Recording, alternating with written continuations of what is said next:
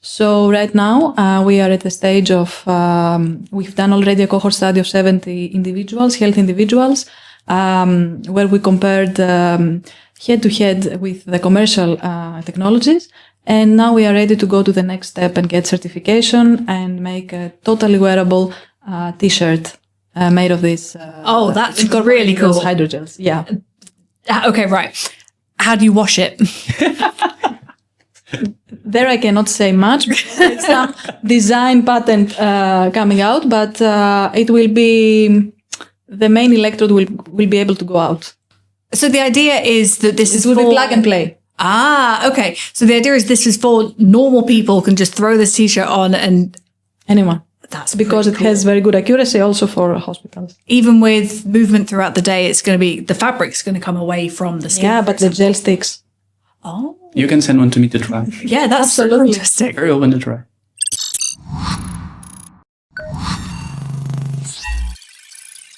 Hello and welcome back to KU Pulse, the podcast from Khalifa University. My name is Jade Sterling. I'm your host for today's episode.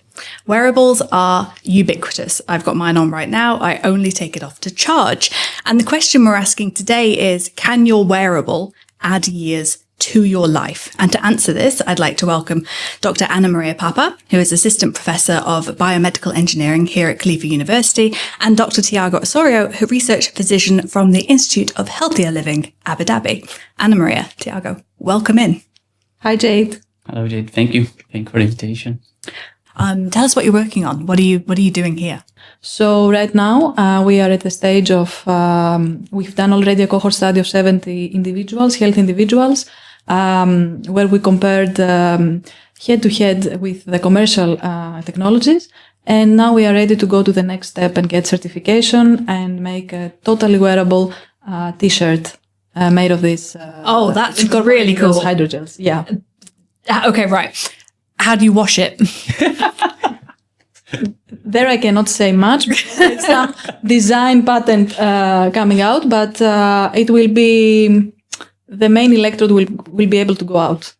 So the idea is that this will be plug and play. Okay. So the idea is this is for normal people can just throw this t-shirt on and anyone. That's because it has very good accuracy also for hospitals. Even with movement throughout the day, it's going to be, the fabric's going to come away from the skin. Yeah, but the gel sticks. Oh. You can send one to me to try. Yeah, that's absolutely fantastic. Very open to try. Okay, so you'd be individual 71. That would then help. Absolutely. That's really, really cool. That's cool stuff. Yeah, wearables are everywhere, and I'm imagining you guys must also use them in the clinic with your. Absolutely. So in IHLAD, we give a wearable for every single patient or every single client, depends how they want to be called. But we also give together with the education that we're talking. Mm-hmm. So it's something extremely that we use. It helps. We see very positive effect, but we also give a very, very intense education for them. Like nutritionists talk with them, exercise physiologists talk with them, the doctors talk with them. So you give the wearable, but there's a big environment around it. So that's why we are proud of using them together with the education part. And the people that come into you, they're healthy individuals wanting to be healthier, or they are people who need some help becoming healthier? We have both. So in every single case, with the knowledge and with the support of the system, they really can improve their lives. And because they want, that's the important thing, because they're starting to discover the why, and then they start to just be happier. As I said, wearables, they are everywhere. I literally only take mine off to charge it so that I can then put it back on, collect all the data about my sleep, and have enough battery in it in the morning to collect all the data about my morning workout. I live by these numbers. How accurate are they? Yeah, I think all depends what you want to measure. Mm-hmm. I think they can be very accurate if you're looking for a specific heart rate, for example.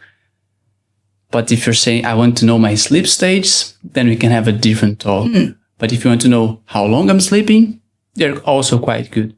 But if you go back to calorie counting, that's also not the best, sometimes even 100% inaccurate. So depends. So the more basic the numbers, so it's like heart rate can't be too difficult to track, but in terms of something that can be very unique to an individual, that might be slightly harder to get an accurate reading. Is that what we're saying? Well, yes and no. So for the heart rate, for example, it also depends where you wear it and how well it interfaces with your body. to have accurate signals. And it really depends whether you're a healthy individual and you just want to track your lifestyle, like fitness, etc. And if you have a condition where you need to have more accurate readings, and there you need to have a specialized device for this purpose. So again, it really depends.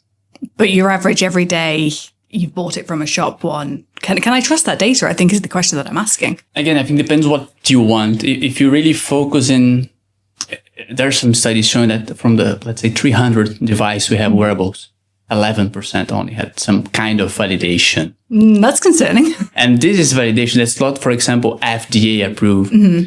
There are some watches that have FDA approved for to do an ECG, for example, that you can see your heart. Okay. Or maybe they can give you some advice like maybe you're having some arrhythmia. Your heart is not beating the right way. That's called atrial fibrillation. That's quite good. Right? We talk about 95% accuracy. But again, if you're just having a wearable because you want to track your calories, that's not the best. That's quite concerning because they're not cheap, some of them. And I think that with a lot of these things that we market as health to the general population, so much of it relies on trust. If I'm buying something, I want to trust that it is actually going to give me accurate data and that it will help me out. So that is actually quite concerning to hear that they're not super duper accurate unless you're getting something that's specific to something that you want to measure. But let me say something. It's also about lifestyle changes. So now we're getting used to having some metrics, some devices on us that can track us. We are used to tuning our lifestyles based on what we get. And this, actually, I can say it as a good thing. Okay. We are getting trained on a new direction, using technology to help us make better life choices, right? So in that sense, it's really good. It cannot harm, I would say, unless you have a medical condition, obviously. But and year by year, they get really better. So, for example, I'm wearing a medical grade one. It's pretty good. I mean, I'm okay with it. I'm happy with it. I don't have a medical condition though, but it tracks my sleep relatively okay. And then I see how many steps I take. I see at which level I was when I exercise. And all those things keep me, focused on what I do. And I want to have a better lifestyle. So it is a good thing to use. And as the years pass, they will be better and better because the technology evolves and the materials evolve. I mean, you're the kind of people who are making these things better for us. So we will come on to that in a second. But in terms of it, that's how you mentioned it. We want to translate that data, accuracy aside, into measurable steps that people can take to add years onto their life, and not necessarily adding years, but healthier years, better years. What are the ways that a normal person can do that? What are they looking for? Yeah, I think if, let's say, you talk about steps, for example, I think steps is a great thing. We can talk about accuracy again. But it's quite good. But if you're seeing, as you said, in terms of trend, I see that every single day I'm 2,000 steps, 2,000 steps, 2,000. And suddenly, because you see this, you get informed and you learn with someone that, if I start having 10,000 steps, which is something that was born in, I think, 1964. Actually, I was reading about that in Japan. There's no research about 10,000 steps. There's no reason why we have 10,000. It's just a good number. Yeah, absolutely. It was kind of a propaganda, I would say. But we know that more steps you do, healthier you're going to be. So if you start seeing the trend going up, that's a very easy and nice way to use. So I see my trend going up. Yes, the chance that I'm going to be healthier, it's better. Why do we want to do this though? Why? Okay, yeah, it's an arbitrary number. We can do as many steps as we want. What does that actually translate for people in terms of a healthier lifestyle long term?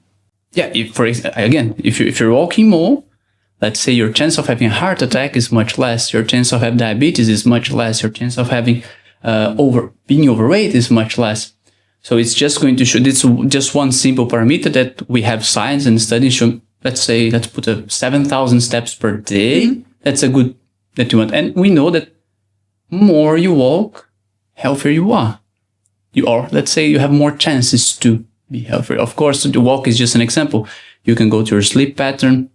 We can go to if your heart rate is going lower and lower and lower during the time. For example, your rest heart rate is that's also a good parameter. So you can talk about heart rate variability, stress, but I think you can follow those parameters in long term, and they're going to help you. There is also an element, I suppose, of accessibility to these items. Like I said before, they can be expensive.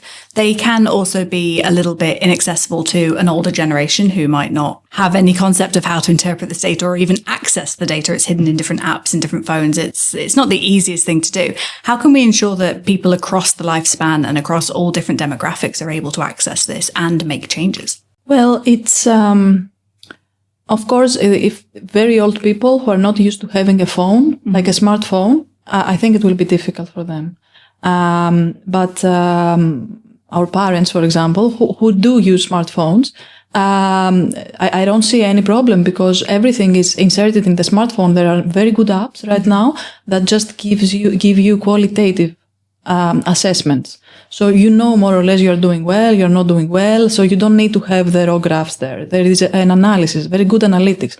Actually, how some technologies are better than others in terms of commercial success is based on their analytics and their user-friendliness. It's not necessarily based on the signal output because more or less they all have the same sensors. There is not much done, as we were discussing, right now in the commercial devices to improve the sensors and the materials in the sensors. So it's all about the analytics and how user-friendly it is and easy to understand. So I believe they're pretty accessible. What about the future of them, though? I mean, they are everywhere. There must be some interesting and fun things on the horizon. Well, for me, the future is... there is always this slide that I showed in my presentations, the hospital of the future, right? Where you see the patient lying in the bed of the hospital, having a bunch of sensors in different parts of their body, and those sensors can all together give some data on a phone and inform about the state of health in a holistic way, and not just solely using specific only dimensions. So, as I said, sensor technology is evolving, and this integration will become true because in terms of analytics and AI and hardware, we are there. So we use a lot of digital biomarkers, as we call it, and we can get a lot of information.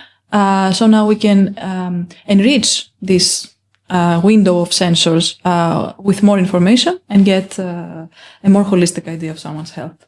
So this kind of, it's almost a seamless integration that we're looking for between person and wearable. Does that mean we're always going to have them on the outside, or is there anything we can do? Yeah, I mean, just to step back and just in terms of everybody having a wearable, I think the main goal is also to educate them.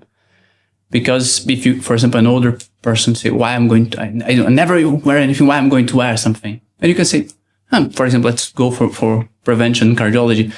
Maybe if you put this, it can show that you have some heart problem and we can detect this early and then we can prevent you to have something. Or maybe if you fall, you have difficulties, it can send an alarm to somebody and then somebody can help you. So I think explaining, and that's what we try to do in IHLAD. We are doing is really educating people on how to use the wearable, why they need to use. For a lot of things in life, if you don't know your why, you get a little lost. So understanding, hey, maybe you can use this. It's going to give peace of mind. Maybe to your son, to yourself, you're going to understand how to wear this better. And I really love what you just said about the hospital from the future. But I like to transition to our part in terms of prevention also for the future. So avoid people to go to hospitals and having this massive data, as you're saying, like can be in different places, but to tell us, maybe this community or maybe this person is showing some symptoms that might need to go to the hospital, so we can act before they're bad. So I would say like that. That does rely an awful lot on the individual's commitment to wearing it, to tracking everything, to sharing that data as well. I mean, there's data privacy issues in that, which I don't know if we can touch on, but there are data privacy issues around that.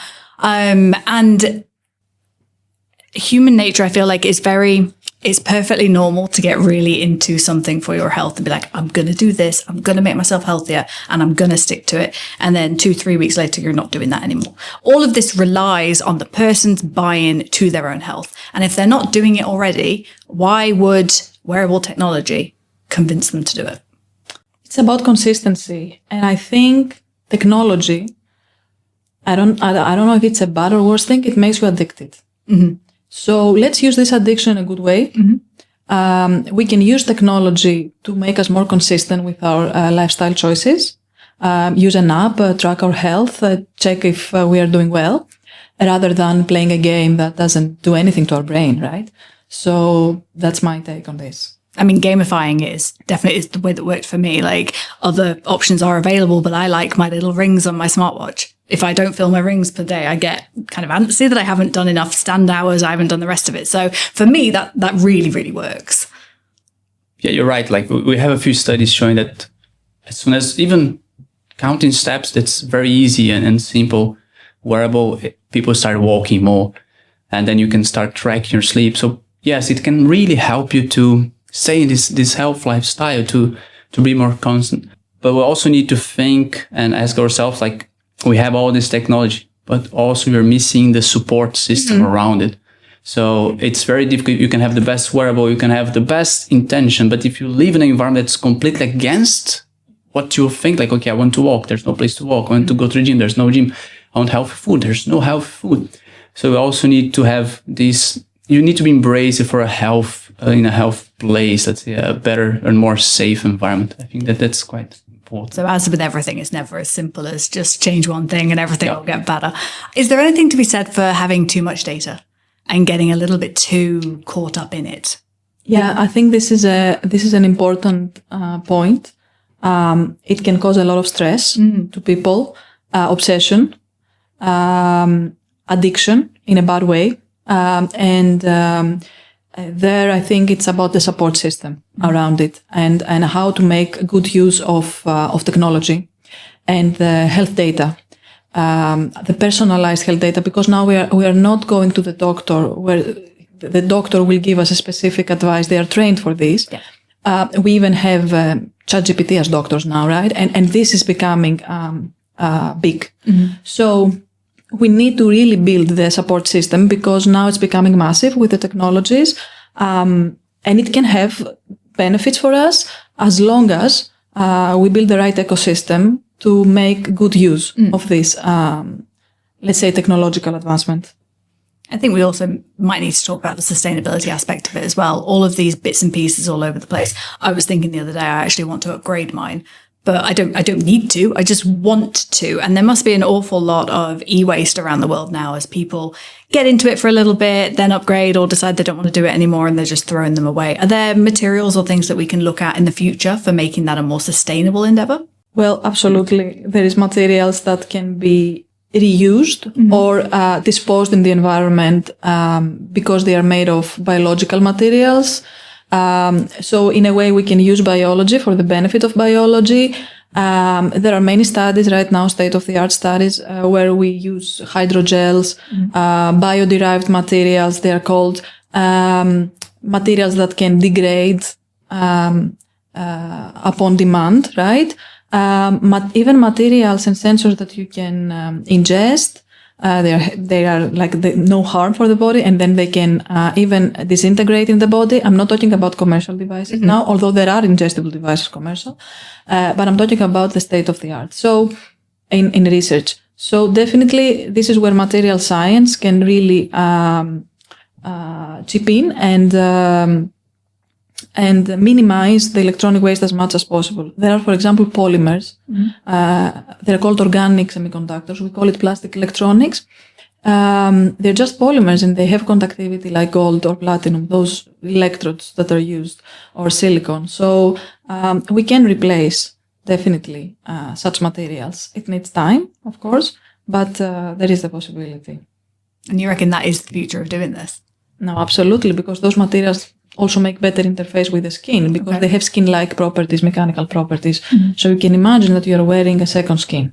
Okay. Because I think that is one of the issues with the current, I mean, obviously we're talking way in the future. This will eventually come down to us as everything does. It does trickle down eventually. I think that isn't one of the issues with current consumer wearables that the way that it's tracked doesn't work quite as well on different skin tones. So the darker the skin, the less accurate readings you're getting. So something like that would be super helpful. And I think that also ties back into the accessibility of things. It's very easy to say, here, wear this. If it's not actually going to work for you, we've got issues there.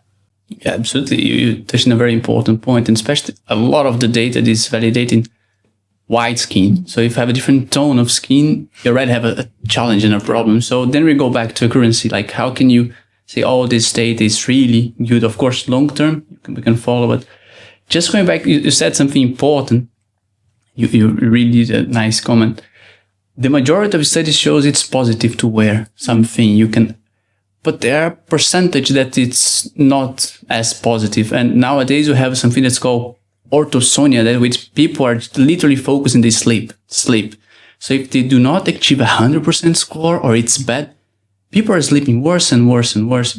So I think if you're in this part that you're anxious, like the first thing when you wake up is look to your score and then you start, I feel like that.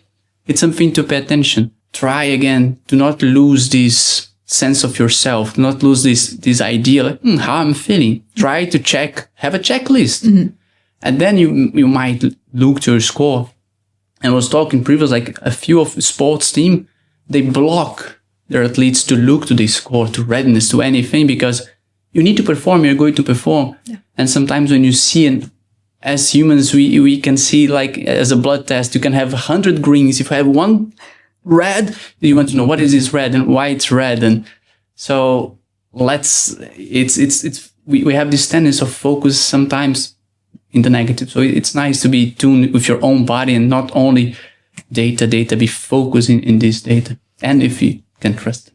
So the idea is to just zoom out, use it as a data point, but not as your Bible to your health. It cannot tell you everything. You need that very holistic approach to health and Absolutely. Healthier longevity. So let's answer the question. Can your wearable add years to your life? What do you think?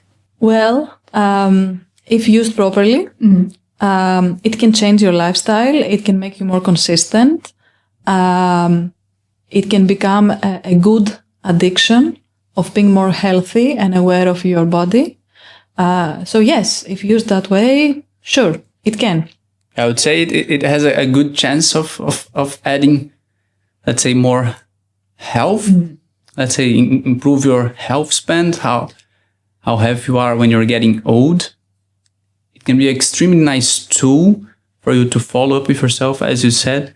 But we just need to, again, not give everything to the wearable and let them control us. Again, it's just one small tool in an environment that we have a lot. You can build support for yourself, but for sure, if you look to the data, it can help you to build up increased steps, heart rate. You can look to some things, but the message, just use them as a tool and not as a completely, as you said, the truth of everything. So.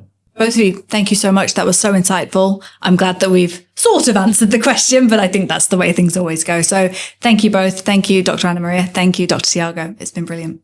Thank you. It was really nice pleasure to be here. We hope you enjoyed that discussion. If you'd like to hear more about the STEM projects here at KU and our collaborators around the world, please check out the latest episodes of KU Pulse, the podcast. You can find us on YouTube, SoundCloud, and Spotify, or wherever you get your podcasts.